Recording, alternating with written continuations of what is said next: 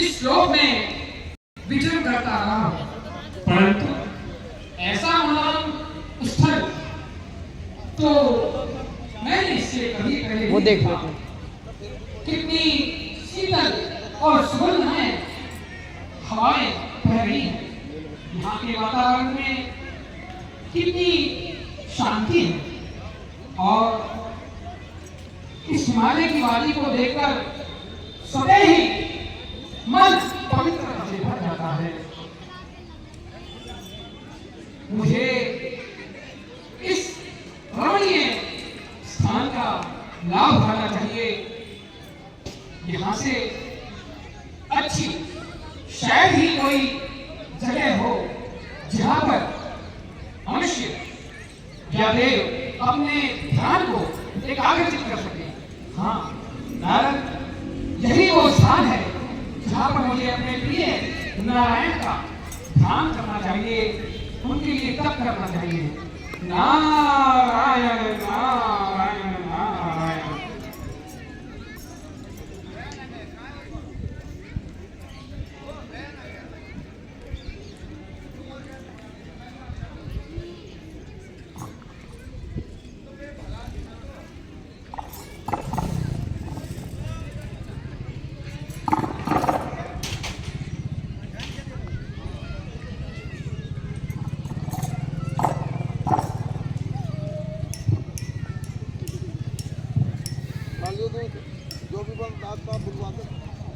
हो रहा है, ऐसा लग रहा है जैसे भूकंप आ रहा हो, सारा नगर हिल रहा है। ये मैं कैसा महसूस कर रहा हूं? मेरा ये अष्ट धातु से बना इंद्रासन अचानक कैसे कंपायमान होने लगा। मुझे इस विषय में अपने सभासदों से वार्तालाप करनी चाहिए। हे मेरे स्वर्ग के सभासदों, आज अचानक मेरा ये इंद्रासन हिलने लगा। मुझे ऐसा प्रतीत होता है कि मेरे इस इंद्रासन को पाने के लिए कोई घोर तपस्या कर रहा है। मुझे इस विषय में जानना चाहिए। हे कालिया देव, आप पृथ्वीलोक पर जाकर चारों दिशाओं में, हिमालय की कंदराओं में, पर्वतों की गुफाओं में, सभी जगह चारों ओर जाकर देखें कि मेरे इस स्वर्ग के सिंहासन को पाने के लिए घोर तपस्या कौन कर रहा है। जो के महाराज, मैं भी जाता हूँ और पता लगा कर आता हूँ। कालिया दूत चारों दिशाओं में, पर्वतों में, कंदराओं में, गुफाओं में, सब जगह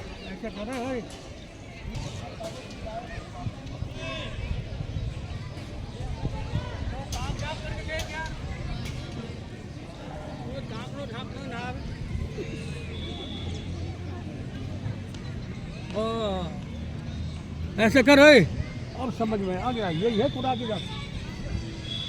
हाँ, अब समझ में आया, यही है पूरी जड़। मैं अभी जाता हूँ और महाराज को सूचित करता हूँ।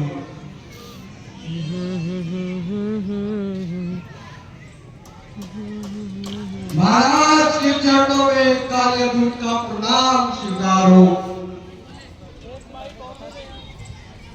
हे महाराज, मैंने आकाश पाताल तीनों लोग खोज लिए। मैं अंत में हिमालय की कंदराओं में जा पहुंचा, जहां पर नारद ऋषि मुनि घोर तप में मग्न है। उनसे तप से ऐसा प्रतीत होता है कि वह आपके सिंहासन को प्राप्त कर लेंगे। हे महाराज, आप ही जल्द कुछ कीजिए। है देवऋषि नारद, आगे कैसी विडंबना की बात है। हर घड़ी हाथों में वीणा लेकर भगवान का भजन करने वाले देवऋषि नारद इस स्वर्ग के आकर्षण से नहीं बच सके और वो भी स्वर्ग के सिंहासन को पाने के लिए घोर तपस्या कर रहे हैं। अच्छा, अवश्य ही मुझे उनकी तपस्या को भंग करना चाहिए और इसके लिए मुझे मेरे मित्र कामदेव को याद करना चाहिए। हे द्वारपाल, आप अति शीघ्र जाइए और मेरे मित्र कामदेव को बुला कर लाइए।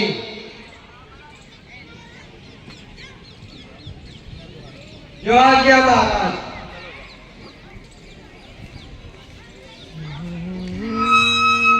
मेरे चरणों में द्वारपाल का प्रणाम स्वीकार। द्वारपाल, कैसे आगमन हुआ?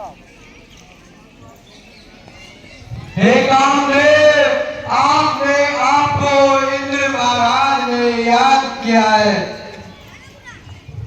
चलिए शीघ्र चलते हैं।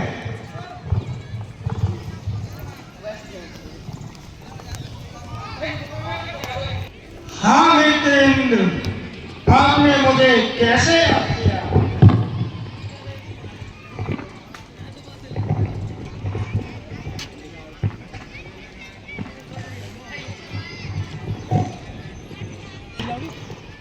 हे कामदेव, क्या कहूं? हिमगिरी की एक कंदरा में देव ऋषि तपस्या करते हैं। लेना चाहे वह इंद्रासन, लक्षण ऐसे दिख पड़ते हैं।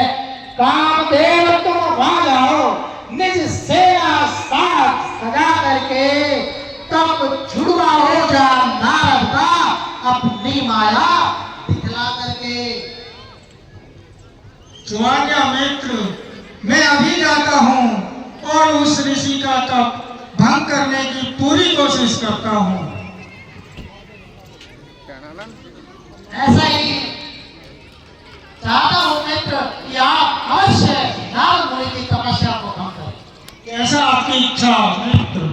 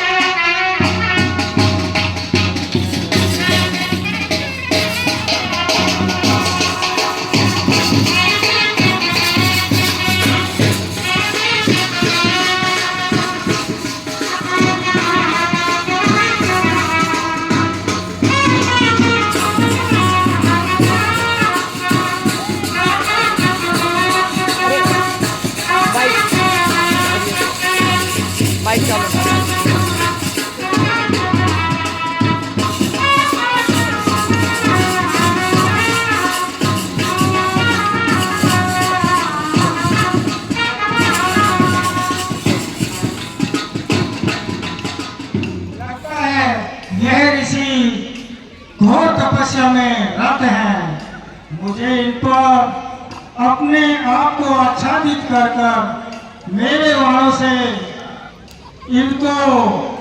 इनकी तपस्या को भंग करने की कोशिश करनी चाहिए। इस कार्य के लिए मुझे अप्सराओं की सहायता लेनी चाहिए।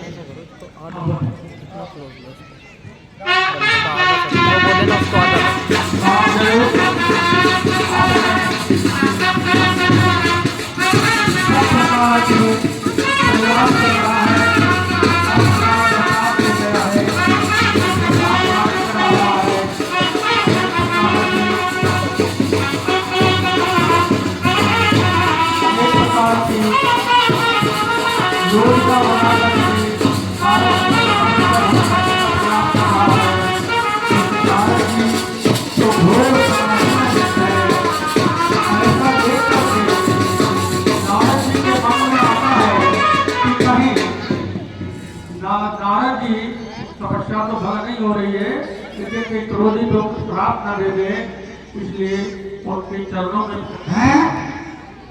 इन पर तो मेरा कोई असर नहीं हुआ।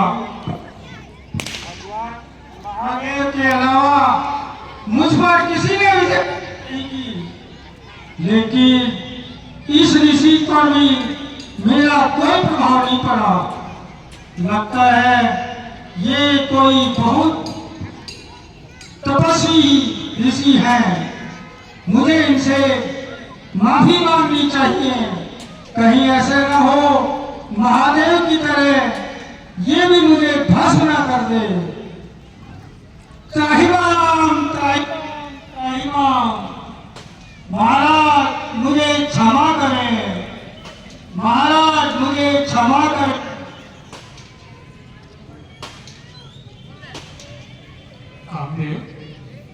तुम इस प्रकार विचलित क्यों हो रहे हो? और तुमने ऐसा क्या अपराध किया है जिसके लिए इस प्रकार तुम मुझसे क्षमा याचना कर रहे हो? महाराज, आपकी तपस्या से भयभीत होकर महाराज इंद्र ने सोचा कि आप इंद्रासन पाने की कोशिश में इतना घोर तप कर रहे हैं, और उन्होंने मुझे आपकी तपस्या को भंग करने मेरा आप पर कोई असर नहीं हुआ। महादेव के अलावा मुझ पर विजय प्राप्त करने वाले ब्रह्मांड में केवल आप ही हैं।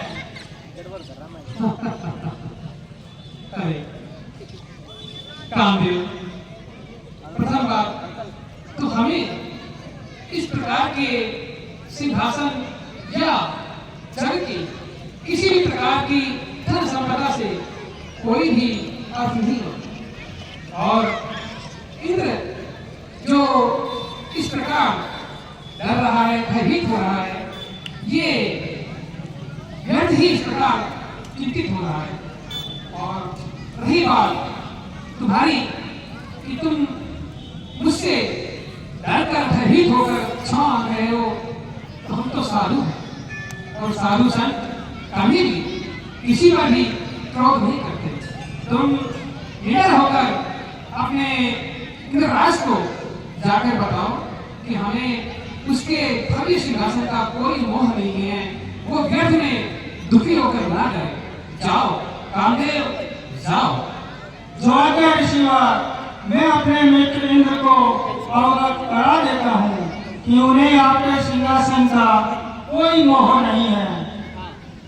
नारद जी ने ऋषि नारद के तप को भंग करने के लिए गया था, लेकिन घोर आश्चर्य, उन पर मेरा कोई बस नहीं चला। तब मैंने उनसे क्षमा याचना की, लेकिन उन्होंने मुझे अवगत कराया है कि उनका तप करने का प्रयोजन इंद्रासन हासिल करना नहीं है। इसलिए मित्र, आप निश्चिंत रहें और उनको तप करने दें। अच्छा मित्र, मेरी शंका दूर हुई। नारद जी, नारायण नारायण नारायण नारायण। आज तुमने वो कार्य कर दिखाया जो सिर्फ इस सृष्टि में भोले शंकर ने किया था। कामदेव, कामदेव जिसे बड़ा अभिमान है अपने काम पर, वो ये समझता है कि उसके काम के तीर का कहीं पर कोई भी तोड़ नहीं। और नारद, तुमने उस कामदेव को पराजित कर दिया, और वो भयभीत होकर मुझसे क्षमा याचना करते हुए मेरे चरणों में गिरा। सचमुच मैंने आज वो कार्य किया है जिसका मुझे अवश्य भोले शंकर के पास जाकर बताना चाहिए। अरे पिता ब्रह्मा के पास जाओ। पिता ब्रह्मा, उससे पहले मैं अपने पिता ब्रह्मा जी के पास चलता हूँ। पिता है उनसे तो अवश्य बताऊंगा। और वो मेरी पीठ ना थपथपाए ऐसा तो हो ही नहीं सकता। नारायण नारायण नारायण नारायण नारायण नारायण नारायण नारायण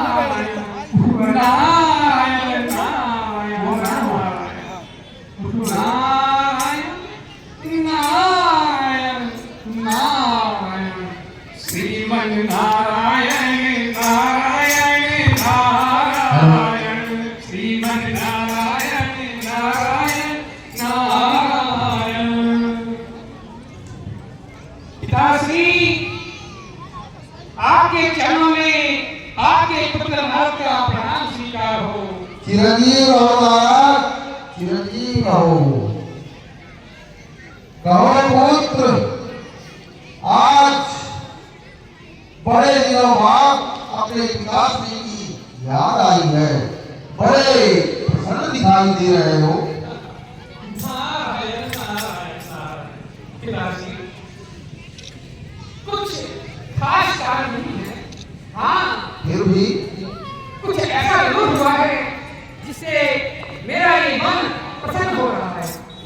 आप तो जानते हैं कि मैं कृष्ण भगवान का सेवक हूँ, उनका भक्त हूँ। जहाँ भी मन करता है वहीं उनका तप करने लग जाता हूँ। अभी हिमालय की वादियों से निकल रहा था तो वहाँ देखा एक अत्यंत रमणीय स्थल जिसे देखकर मेरी इच्छा हो गई कि मुझे यहाँ बैठकर तप करना चाहिए। और वो डरपोक वो ये समझ बैठा कि मैं उसके सिंहासन को प्राप्त करने के लिए घोर तप कर रहा हूँ। नारायण नारायण। और फिर पिताश्री यही पर बस नहीं किया, वो अरे वो उसके चरणों में पड़ा उसका दास, वो काम में मुझे भेज दिया करने के लिए। परंतु पिताश्री आपके इस पुत्र ने वो कार्य कर दिखाया जो सिर्फ बोले सबके नहीं किया। वो मेरा तप नहीं कर सका। मेरे चरणों में पिताश्री इन चरणों में आकर अपने प्राण की भिक्षा मांगने लगा और मैंने उसे क्षमा कर दिया। तो बताइए पिताश्री, मैंने कामधेनु को पराजित किया है तो क्या यह विषय मेरे लिए गर्व का नहीं? बहुत गर्व का विषय है और तुमने बहुत सराहनीय कार्य किया है। इसका गर्व पिता होने के नाते मुझे भी है मित्र, और मैं तुम्हारी इस उपलब्धि पर अति प्रसन्न हूँ। लेकिन पुत्र, मेरी एक आपको सलाह है। जी पिताश्री बोलिए। पिता होने के नाते मैं तुम्हें बताता हूँ, उस पर अवश्य ध्यान करना पुत्र। ये सूचना या ये उपलब्धि, इसका बखान पुत्र कभी भी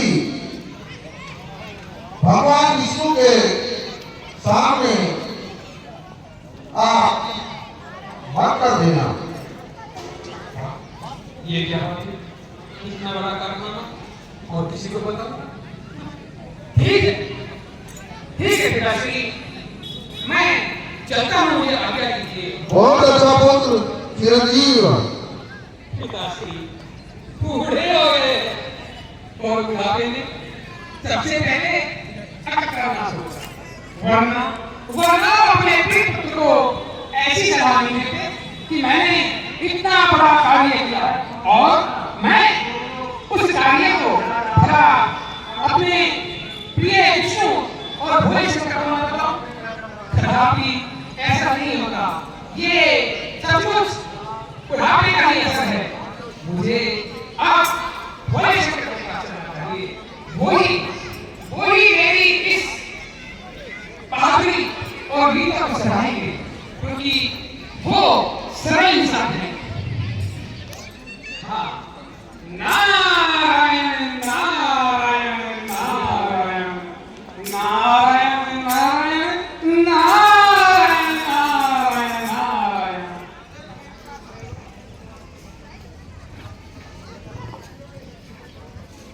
हे कैलाशपति,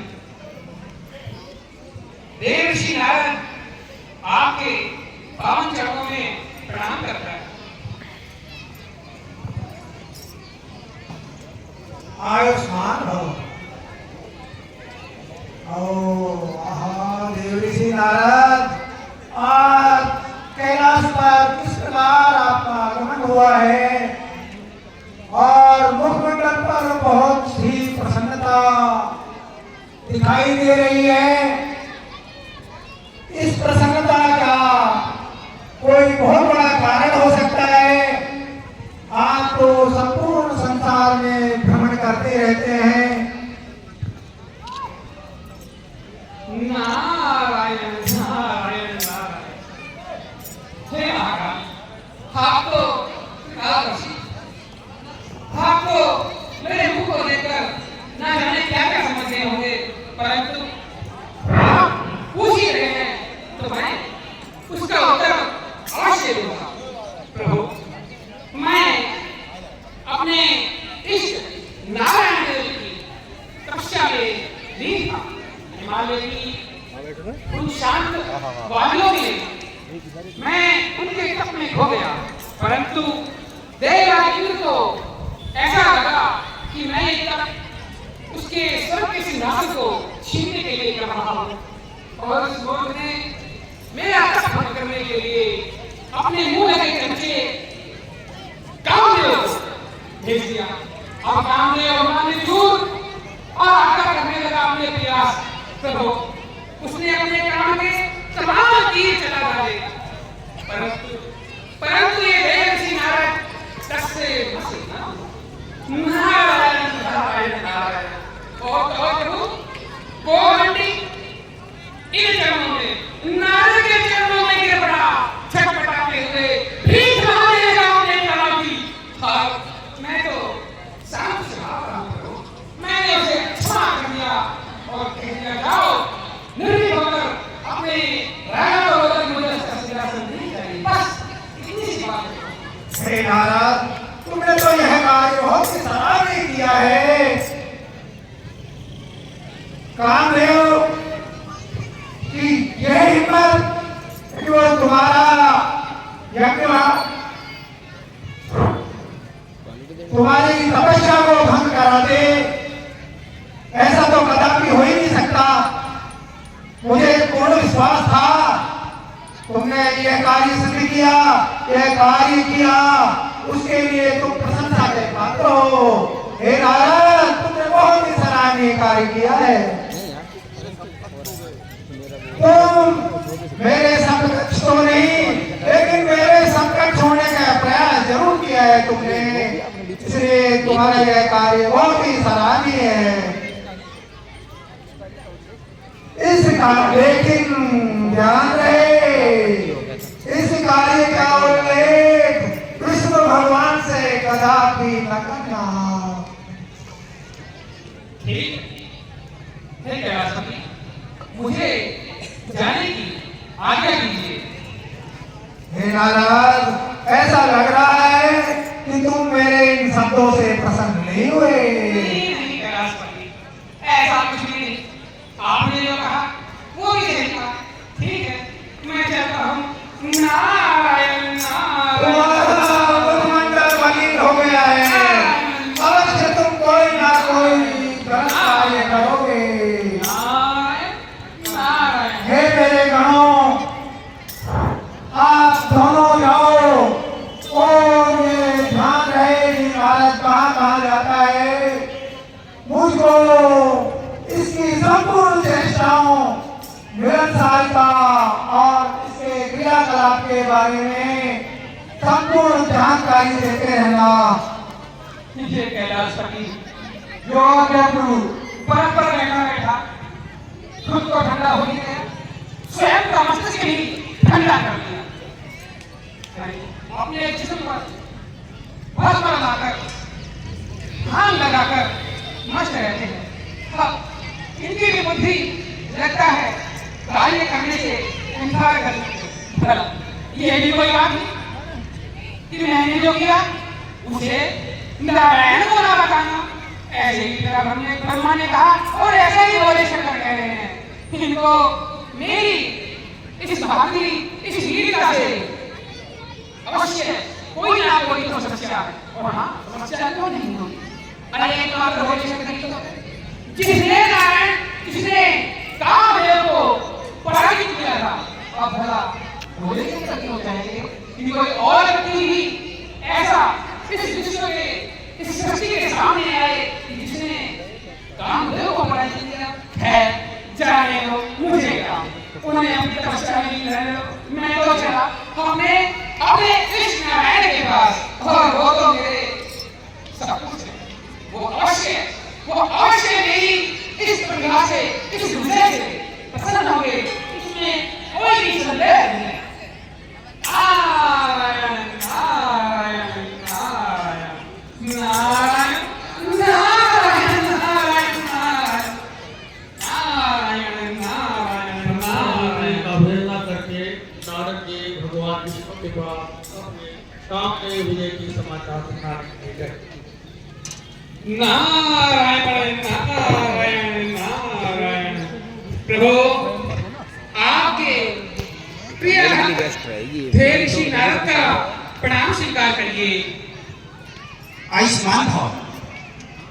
आइए नारद जी, आइए। आज तो बहुत दिनों बाद आगमन हुआ है, कहिए क्या समाचार है। हे नारद जी, आपके मुखमंडल पर प्रसन्नता नजर आ रही है, इसका मुझे कारण बताइए। प्रभु आप तो सब ज्ञाता है, सब जानते हैं, परंतु अपने भक्त का हृदय रखने के लिए इस प्रकार मुझसे पूछ रहे हैं, तो प्रभु मैं अवश्य आपको बताऊंगा। आप तो जानते हैं प्रभु कि मेरे चित्त में हमेशा बस एक ही नाम रहता है, नारायण नारायण नारायण। और प्रभु मैं ऐसे ही विचरण करता हुआ हिमालय की वादियों में भ्रमण कर रहा था, तब मैं एक स्थान को उचित जान वहां पर तप करने लग गया, और मेरे तप से जैसा कि इंद्र का स्वभाव बन चुका है, कोई भी तप करने बैठता है तो सबसे पहले उसका सिंहासन हिलने लगता है, और इस प्रकार अब भी ऐसा ही हुआ। उन्हें लगने लगा कि नारद उसके सिंहासन को पाने के लिए तप कर रहा है। उस मूर्ख को ये भय लगा, और प्रभु चलो इतना था, ठीक था, परंतु वो तो इससे भी आगे चले गए और अपने इस कामदेव को जो हमेशा उनके तलवे चाटते रहता है, उनके पैरों में पड़ा रहता है, प्रभु उसे भेज दिया। नारद की तपस्या को भंग करने के लिए कामदेव को भेज दिया। अब कामदेव क्या करता? मैं ठहरा नारद, देव ऋषि नारद, आपका भक्त। अब भला नारद कोई छोटी मोटी हस्ती तो नहीं कि कोई भी चाहता फिर हमारे तप को भंग कर दे, और कामदेव को मुंह खानी पड़ी। प्रभु बहुत अच्छा नारद जी, फिर आगे क्या हुआ? वही तो बता रहा हूं मैं प्रभु, बस आप सुनते नहीं। तो फिर प्रभु आगे क्या हुआ? उसने अपने तमाम प्रयास कर लिए और अपने काम के तीरों से बार बार प्रयास करके असफल हुआ, और फिर उसे भय लगने लगा कि कहीं मैं उसका गुस्से में आकर, क्रोध में आकर अहित न कर दूं। तो प्रभु वो कामदेव इंद्र का मुंह लगा मेरे चरणों में गिड़गिड़ाने लगा। प्रभु गिड़गिड़ाने लगा, अपने प्राणों की भिक्षा मांगने लगा देव ऋषि नारद से, कहने लगा प्रभु उन पर क्रोध न करिए, मैं तो उनकी बातों में आकर ये अनर्थ कर बैठा। बहुत अच्छा नाम प्रभु जैसा कि मेरा स्वभाव है, अब मैं किसी पर क्रोध तो करता हूँ, और मैंने उसे क्षमा कर दिया। मैंने कहा जाओ, निडर होकर जाओ और अपने राजा से कह दो हमें तुम्हारे किसी सिंहासन की कोई लालसा नहीं। नारायण नारायण। बहुत अच्छा नारद जी। अब बताइए प्रभु, मैंने रोए संकट के बाद केवल मैंने ये दुष्कर कार्य करके दिखाया, जो कामदेव अपने घमंड में चूर रहते हैं उसे अपने चरणों में गिरा दिया। तो प्रभु बताइए क्या ये मेरी उपलब्धि नहीं है? बहुत अच्छा, बस बिल्कुल आपकी उपलब्धि है नारद जी। मैं यही बताने के लिए पिताश्री के पास गया। बोले शंकर के पास गया तो कहने लगे इस विषय की चर्चा कदापि आपसे ना करो, अन्यथा अनर्थ हो जाएगा। तो प्रभु आप ही बताइए, क्या मैं आपको ये बात नहीं करता? बस इतनी ही बात है प्रभु। बहुत अच्छा नारद जी, आपने बहुत अच्छा कार्य किया।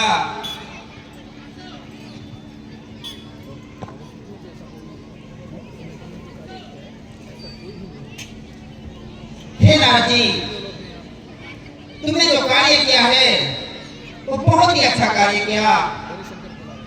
भोले शंकर के अलावा ऐसा कार्य अभी तक किसी ने नहीं किया होगा।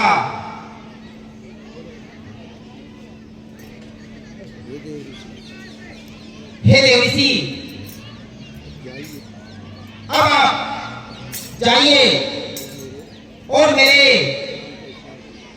नाम का स्मरण कीजिए। नारायण नारायण प्रभु, सत्य आप ही हैं जो अपने इस भक्त का ये कार्य सुनकर प्रसन्न हुए हैं, और मुझे आप पर गर्व है कि मैंने आपको अपना भक्त बनाया, आपको अपना ईश्वर बनाया। क्षमा चाहूंगा प्रभु, प्रसन्नता में पता नहीं क्या क्या निकल जाता है मुंह से। अब मैं आपसे जाने के आगे चाहता हूँ। आयुष्मान भव। नारायण नारायण नारायण नारायण। मुझे ऐसा लगता है जैसे मेरे भक्त नारद के मन में अहंकार के बीज उत्पन्न हो गए हैं। हे देवी लक्ष्मी, अतः मुझे नारद के मन में जो अहंकार के बीज है उन्हें उखाड़ फेंकना होगा। इसके लिए मुझे ही कोई युक्ति खोजनी चाहिए। याद आया, इस समय मुझे योग माया को याद करना होगा। चल मेरी माया,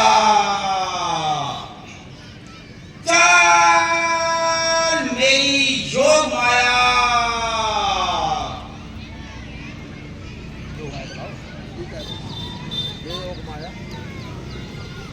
हे योग माया,